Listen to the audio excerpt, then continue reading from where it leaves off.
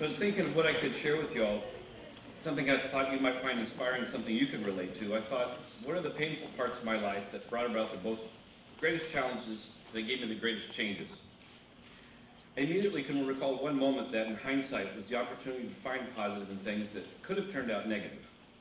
But I want you to know you will have bad moments in your life, things you think are just terrible at the time, but you can turn them into a positive. It just depends on the choices you make later on, and that's why I decided to call this the positive power of no. When I was little, my dad worked for a minor league baseball team, the El Paso Diablos. They were the Angels minor league team at the time. Dad kept score of the games and sometimes did radio interviews of the players. I spent a lot of time with him at the ballpark and got to meet a lot of the future Major League stars. More than the players, I got to know the umpires.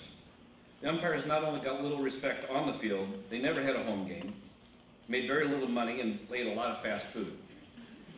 To help them out, my mom and dad often had the umpires over for home-cooked dinners. I learned to love the game of baseball from my dad and saw what dedication is from being around the umpires. I even seriously considered becoming a pro umpire, but that didn't work out. But I've had a great second career doing youth and college baseball. Done that for years. That's Mount Sac a couple years ago. And last year I was lucky I got to do the Division I semifinal at Long Beach for high school. For Christmas this year, my wife made a picture. I worked the Pony League World Series in 2009. My wife took that picture and made a bobblehead of me, I thought. Ah, that's cute. But this isn't the story I wanted to share with you today. What I remember the most as a little kid had to do with baseball, but didn't start out as such a good thing. In fact, it was the most upsetting decision I've ever made. Every time I second-guess myself, I can think back to one specific incident in my life. Standing here 40 years later, yeah, I'm that old. I can tell you that single moment still haunts me. As upsetting as it was, the moment doesn't define me, though. I choose to make that no moment a positive one and use it as a motivator. This is what happened. When I was a little kid, the owner of the team came to my house and asked if I wanted to be a mascot. For the team called the Diablos, Spanish for devil. It'd be only fitting to have some little kid dressed up, run around with a cape and a pitchfork. Do whatever comes to mind. You know, many of you know me now, I think, yeah, I can totally see Mr. Weir doing that. Now, yes. Back then, no. When Mr. Paul asked me to be the mascot, I said no immediately. No thought about it, just immediately no. They weren't thinking of anybody else. It was my job for the taking, but I just freaked out and said no. Why? Why didn't I at least give it a try? I didn't even do a chance to think about it.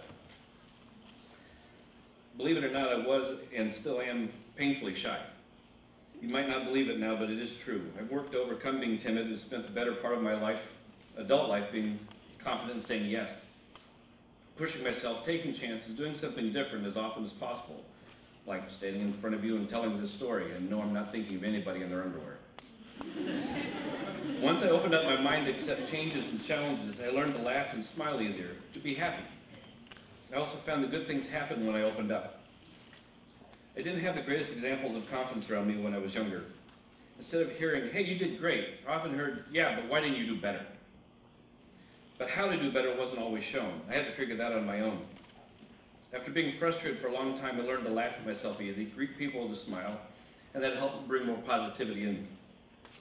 I've always loved music. I've had a drum kit since I was little. I have proof. And a bad haircut. Not so much now. I think I'm doing it right now. Back then, not good. I've always had a lot of fun entertaining people playing in bands. But that took some change and determination too. It's freeing to use a persona behind the kit, and that helped me overcome my insecurity. It's also a great way to vent off some steam every now and then.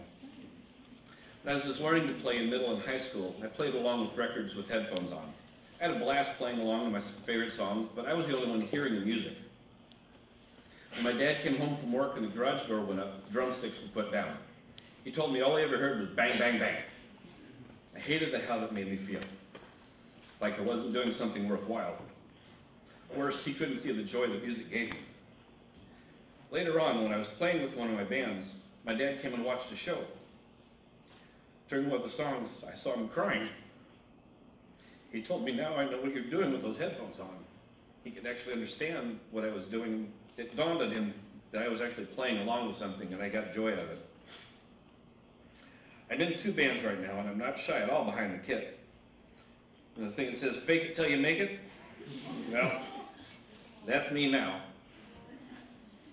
I admit I hid behind this animal type persona, and that's where this little guy here, but he's usually on the drum kit with me.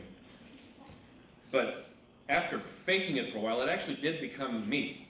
What you see now is really me. I am confident. I'm much more confident than I was before, or happier. The persona I hid behind has become the real confidence. The bad memory of saying no to being the devil mascot or having my dad tell me to stop playing sent me the other way completely. There have been many other things in my life that have tested that confidence, but there isn't a challenge that happens that I don't feel I can't overcome. Believe me, there are always challenges in life, and not all have to do with choices you make. Let me tell you about a much more recent one. This is my wife, Randa, and our new puppy, Millie. Randa is one of the most positive, can-do people I've ever known. There must be a plan for us to be together forever because we both had challenging life experiences before we met each other. We learned what we don't want before we met, so when we did meet, everything just worked. We've been together over 14 years now, married 13. We've lived, loved, and laughed more than ever before. I wear this necklace and a pendant on it that says, "Be brave." Last spring, Randa was diagnosed with a rare form of cancer. Just hearing that someone you love has cancer is enough to scare the heck out of you. But with her can-do spirit, Randa immediately thought of things to do to fight this battle. So she made "Be Brave" her personal motto and found these pendants.